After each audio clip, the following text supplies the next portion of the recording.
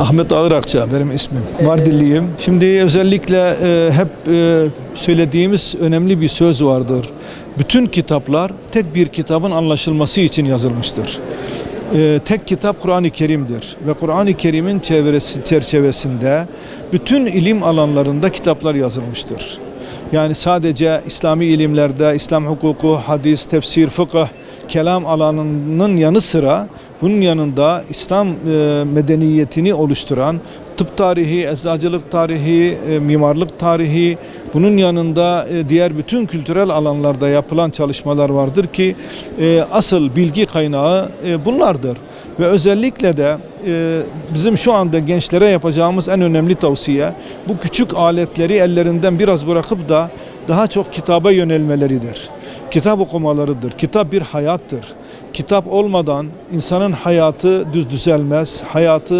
Hayatında bilgi sahibi olamaz. Asıl bilgiyi alması gereken tek kaynak kitaptır. Ve dolayısıyla gençlere hep bunu tavsiye ediyoruz.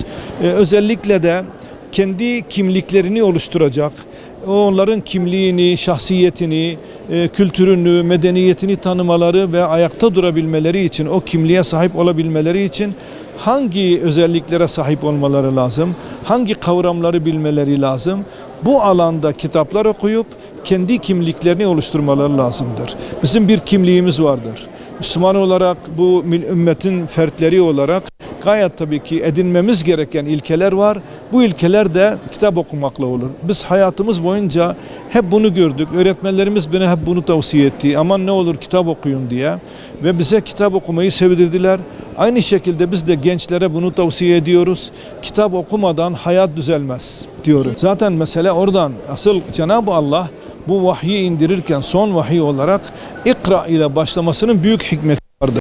Çünkü oku emri sadece Kur'an-ı Kerim'i okumak değil, Kur'an-ı Kerim'i anlatan bütün eserleri, burada gördüğümüz bütün eserler neredeyse hepsi Kur'an-ı Kerim'in anlaşılması için yazılmış eserlerdir.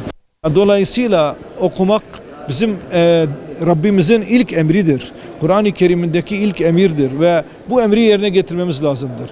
Gençlere hep bunu tavsiye edelim ve etmeye devam edelim inşallah.